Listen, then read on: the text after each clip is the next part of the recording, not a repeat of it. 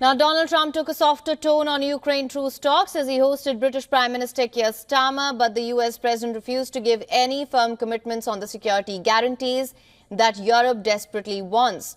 Trump said that there had been a lot of progress towards a deal to end the conflict in Ukraine and that negotiations are at a crucial stage. As I discussed with Prime Minister Starmer, the next step we're making is toward a very achievable ceasefire. We hope that that can happen quickly because thousands of young people, in this case, we're not talking about Americans, we're talking about Ukrainians and Russians are being killed every week, thousands. But Trump remained non-committal on the U.S. security backstop that Britain and France want in exchange for deploying peacekeepers to Ukraine. In the event of a deal with Russia to end the war, the U.S. president said that he was open to many things in terms of security guarantees, but that he wanted to get a Russia-Ukraine peace deal in place first. I think we're very well advanced. I think Russia has been acting very well. We have Representatives Steve Witkoff and Scott and Marco and JD, we're all involved, every one of us, and a lot more. But I think we're very well advanced on a deal, but we have not made a deal yet. So I don't like to talk about peacekeeping until we have a deal. I like to get things done. I don't want to give it the bad luck sign. We don't want to do that, but we've had. Donald Trump further said that he thinks Putin would keep his word, rejecting Starmer's warnings that a ceasefire without a U.S. backstop would let Russia invade Ukraine again. That is really. I think he'll keep his word. I think I've spoken to him. I've known him for a long time now. You know, we had to go through the Russian hoax together. That was not a good thing. It's not fair. That was a rigged deal. And had nothing to do with Russia. It was a rigged deal with inside the country. And they had to put up with that, too. They put up with a lot. It wasn't just us. They had to put up with it, with a phony story that was made up. I've known him for a long time now, and I think he will. I don't believe he's going to violate his word. I don't think he'll be back when we make a deal. The U.S. president played down an earlier rift with Ukrainian President Volodymyr Zelensky, which had sparked fears that Trump would cut out Ukraine from negotiations with Russian President Vladimir Putin. Trump said he has a lot of respect for Zelensky. In the Oval Office, he walked back on an earlier jibe that the Ukrainian was a dictator.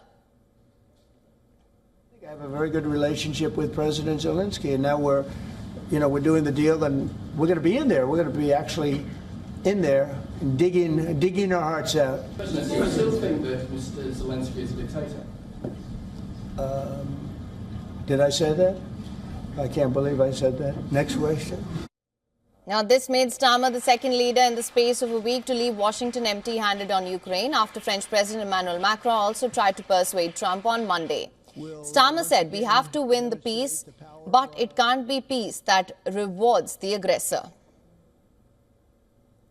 Mr. President, I welcome your deep and personal commitment to bring peace and to stop the killing. You've created a moment of tremendous opportunity to reach a historic peace deal, a deal that I think would be celebrated in Ukraine and around the world. That is the prize. But we have to get it right. There's a famous slogan in the United Kingdom from after the Second World War.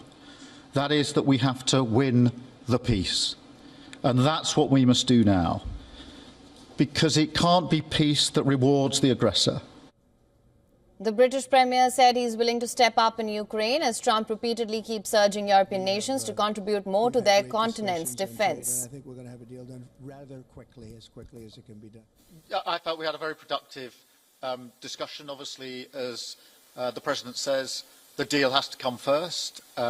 But yes, our teams are going to be talking about how we make sure that deal sticks, is lasting and enforced. So our teams will be talking about that.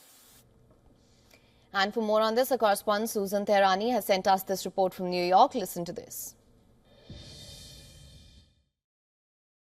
President Donald Trump and UK Prime Minister Keir Starmer discussed the conflict in Ukraine, economic cooperation, and an upcoming state visit by President Trump to the UK. Starmer called for a tough but fair Ukraine peace deal emphasizing the need for European involvement and even offering UK military support if required.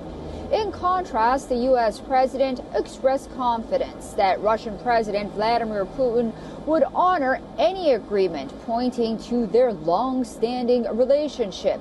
The two leaders also announced an AI-focused economic partnership, and in an unprecedented gesture, the UK Prime Minister handed Donald Trump an invitation letter from King Charles III for the U.S. president to visit the UK. President Trump accepted. Susan Tehrani reporting from New York for WION World is One. For latest news, download the WION app and subscribe to our YouTube channel.